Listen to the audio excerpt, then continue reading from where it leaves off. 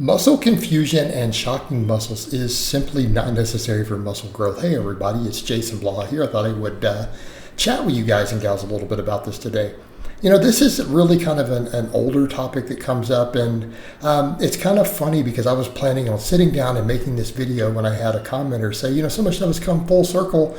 Are we going to be back to muscle confusion? And I kind of laughed, and I was actually planning on making this video, so a bit of a synchronicity when he asked that.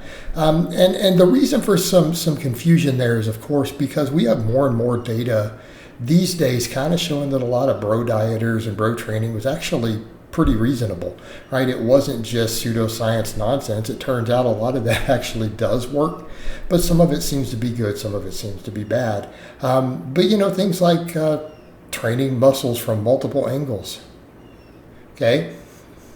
Even training a muscle once a week, all of these things, possibly doing a couple different rep ranges, taking sets to failure or close to, all this stuff is actually pretty decently supported in terms of research, everything else. So these people got it right. But one of the things that definitely falls in the category of just simply unnecessary, and I don't mean just in studies, I mean this has been shown repeatedly by great coaches who coach everyone from bodybuilders to powerlifters, that the idea that you need to confuse a muscle or that you need to shock a muscle with something extremely new or different to get through a plateau is just simply not true. The only thing that might do would be a progressive overload plateau, because what? You change to a new movement you're not used to doing, so you're weaker at it, and then as you get better at it, you get a little stronger. The problem is that may not actually cause any muscle growth. That's just a neurological adaptation. So the reality is, the whole idea behind the muscle confusion was, of course, that, well, you know, muscle growth is an adaptation by the body, and we have to train it and stimulate it, and you know, we have to disrupt homeostasis to some extent. In other words, the human body doesn't really want to gain muscle. It's resistant to gaining muscle. It's not in our best interest as an organism historically to gain huge amounts of muscle, right? That's why we have like myostatin and things like that that can actually slow down muscle growth in the body when it's unnecessary. And the reason for that is that it's metabolically expensive. And, you know, when starvation, famines, ice ages, and all of those things have been, you know, major population bottlenecks and close to extinction level events for us as a species and our various ancestors all through time, it makes sense that we wouldn't want our metabolism to get fast unnecessarily. So, you know, you have to force some adaptation. Like, your body only really gains muscle when it's forced to, when it sees it as necessary to avoid injury, necessary for survival, all of these things. It's an adaptation to stimulus. But here's the thing. It doesn't have to be a great shock. It just has to be consistent stimulus. In other words, as long as there is hard work and progressive overload present, that's it. That is your shock. And people forget that. You know, they're thinking too extreme and not realizing you're not going to gain a lot of muscle quickly. It's just not going to happen, at least not in any sort of natural environment. It's not going to happen. Okay, it's not.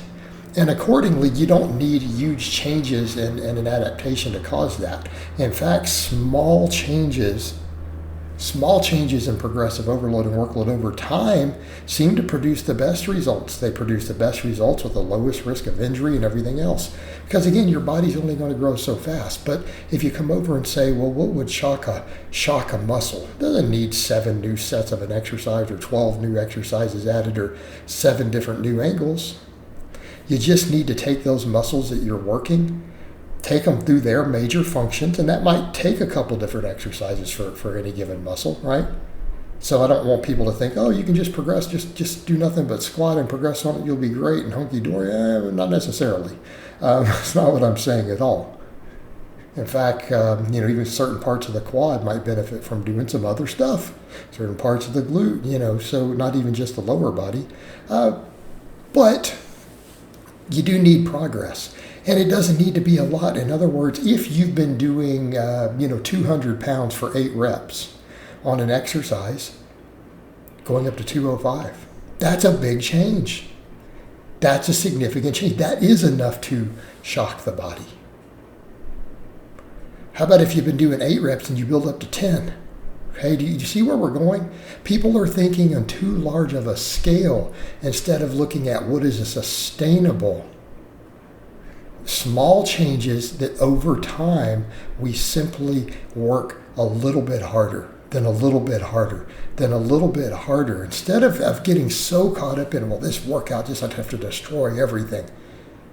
Instead of going, hey, what if over the course of weeks and months and years, we just work a little bit harder, over time. Well, not only does that produce maximum muscle growth, you also get hurt less. You get beat up less. Because again, we come over to all we have to do to make progress really is, again, working the muscles through the angles that you need to work the heads that you want. Obviously, you've got to actually work the muscle you want to grow, making that clear. So as long as you're working the muscle in the manner that you need it to, as long as you just keep slowly training harder over extended periods of time, you're going to make gains. Okay, that's it. But it's not a shock, all this workout. It's about weeks and months and years. That is actually where the shock and the new stimulus has to come from. Over time.